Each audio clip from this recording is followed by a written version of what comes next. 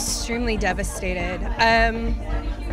I wasn't prepared for this. I never thought I'd be the girl that ended up with cervical cancer.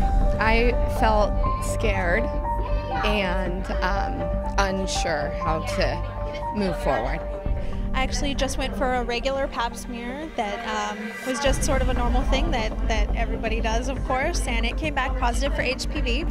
I went in for a routine pap. They told me I had HPV and I didn't know much about it, so I kind of just put it away.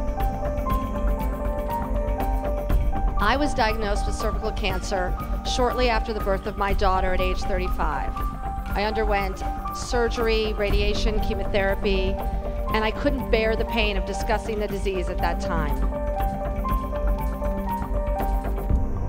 Getting cervical cancer was a life-changing thing for me, completely shocking, but I did survive it, so I'm here today to celebrate that with these other female survivors. And I'm actually hosting a cervical cancer survivor fashion show today, which I am really, really excited about. I myself, not just a maternity designer, I'm actually a cervical cancer survivor.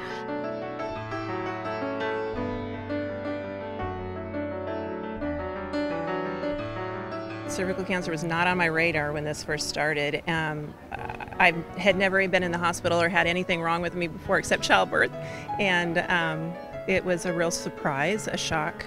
I had never heard of HPV, had no idea what it was, didn't know I'd ever had it. Apparently I'd had it for several years before I was diagnosed. It's a shock at the beginning, but then to really just do a little research, and at least for yourself, so you're confident what you can do and the choices you need to make. I had always been very healthy. I'd always been quite vigilant about my health, getting all the proper screenings, and it was in one of those proper screenings that this was actually picked up. It's nothing to be ashamed about. Find out about it, talk about it, learn about it. It's been great to really be able to share my message and share my story and really alleviate the whole feeling of shame and stigma that I had been feeling for so many years. I have a lot of friends who just really don't like pap smears. They hate getting a pap smear. So I'm the person to say, please just go get one. My absolute best advice for every woman, especially younger women, is just to get your regular tests.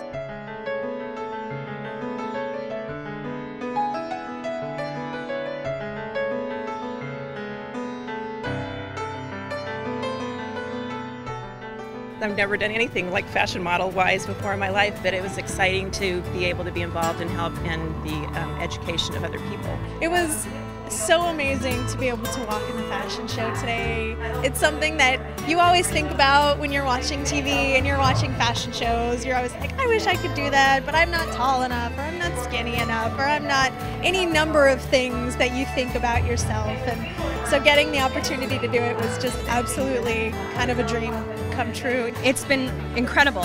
Over the past couple of years, I've really come out of my shell.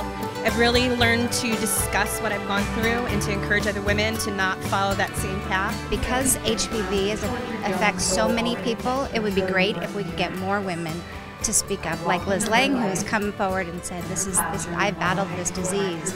She's a really wonderful inspiration. But I just want women out there everywhere to understand that, not that this is something they should be terrified of, but that women do, many women have HPV. Mostly it clears up on its own, but it's very, very important that you do speak to your healthcare provider about the screenings that are available to you, and also to talk to your friends, other women in your life about it.